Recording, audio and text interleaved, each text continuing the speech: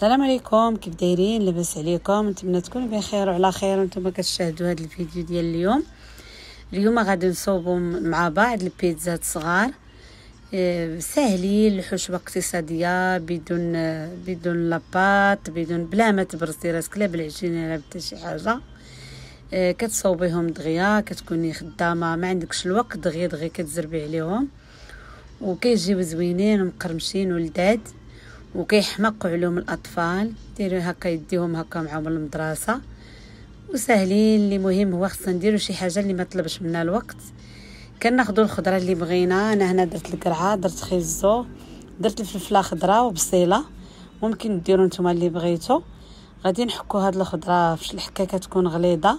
وهنا بالنسبه لاصوص الطوماط راني طيبت ماطيشه ديالي بلا ما بلا والو، درت لها شويه الزعتر وطحنتها. وهنا خديت واحد الكميه قليله ديال الدجاج. هنا لاصوص الطوماط بعد ما طحنتها في مونينيكس، طحنتها مزيان مع شويه الملحه وشويه زيت البلديه وحتى في الطبيعه.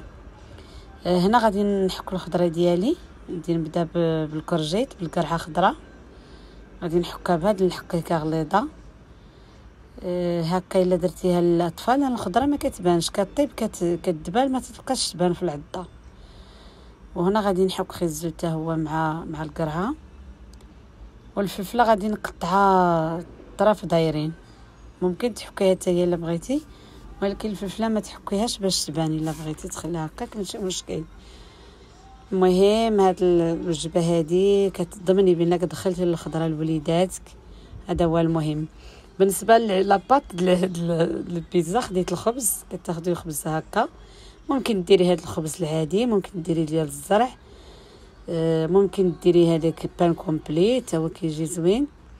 كتقسميه على جوج، كتحيدي داك البضعه شي كيقول ليه البابا، شي كيقول لها البضعه. المهم تخويها من هاد البابا هذه، كتحيديها صافي، كتحطيها. من بعد كتقطعي وحده اخرى، كتشوفي العدد اللي بغيتي، ممكن ديري 3 الخبزات او 4. انا هنا درت 3 الخبزات وخرجوا الكميه كثيره صافي، وتخليها بحال هكا على الجنب. من بعد غادي تصوبيها تحطيها هكا حداك، وغاديري ليها لاصوص طوماط اللي طحناه. لاصوص طوماط تبارك الله جات غزاله بلا ما ديري معاها كاع ديال الحك، جات هكا لذيذه وزوينه صافي. كنصوبوا لاصوص ديالنا على الخبز. الانسان كيبغي يدير شي حاجه سهله وما كدي منك لا وقت لا والو، راه ما كيجيش الخبز غليظ، راه مع ملي كتدخليها للفران كيجي خبزه مقرمشه، كيجي زوينين في العضه صافي. من بعد كديري لاصوص طوماط على كلشي. هاد لاصوص طوماط ريحتها واعره، كتطلع واحد الريحه غزاله مع الزعتر والزيت البلديه والثومه من طبيعه الحال والبزار وداكشي كامل. هنا خديت موتزاريلا، غادي تحطيه في الفريغو، حكيتو باش يتحك لك دغيا، دخليه المجمد حسن صافي. كندير شويه ديال الموتزاريلا في الاول. كناخذ داك الخضار اللي شحرت، هادو هما الخضار اللي شحرت، داك خيزو والفلفله والدجاج، شحرت كلشي فوق البوطه.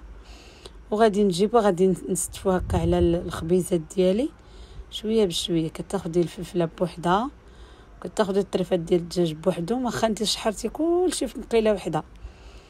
السر في هذه الوصفه هذه ساهله، كتجمعي كلشي في مقيله وحده. ومن بعد كتستفيه هكا على البيتزا ديالك. شتما تبارك الله هذيك الكميه ديال الدجاج، واخا كانت قليله راه كفاتني.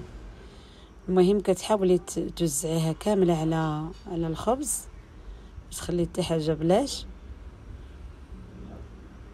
بحال هكذا. كتبقاي مستمره، ممكن تستعملي المعلقه بحال هكذا الا بغيتي. المهم انا استعملت يدي، حتى المعلقه كتوزعي بها ماشي مشكل. وصدقوني والله عرفتي كيجيو هاد الخبيزات هادو عامرين بالحشوه، كتحسي بالحشوه كتعديها واعره والله، كتجي عامره ماشي زعما قليله. وتبارك الله البيتزا ديال الخضره ما كاين محسن منها. بالنسبه للاطفال ما كيبغيوش ياخذوا لينا الخضره، نحاولوا نعطيوها لهم بشي طريقه اللي تعجبهم صافي. كدير موتزاريلا من الفوق، موتزاريلا ديري الكميه اللي بغيتي، انا ما كثرتش بزاف. اما بعد ما دخلتهم للفران كتدخليهم للفران ما كيفوتوش 5 دقائق، كتقرمل الخبزه وكيذوب داك الفرماج وكتخرجيهم. شوفي تبارك الله كي جاو، والله حتى انا عجبوني، عجبوا بليداتي.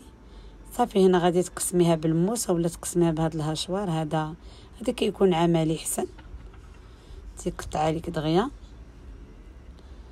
وراه كيجيو مقرمشين وزوينين.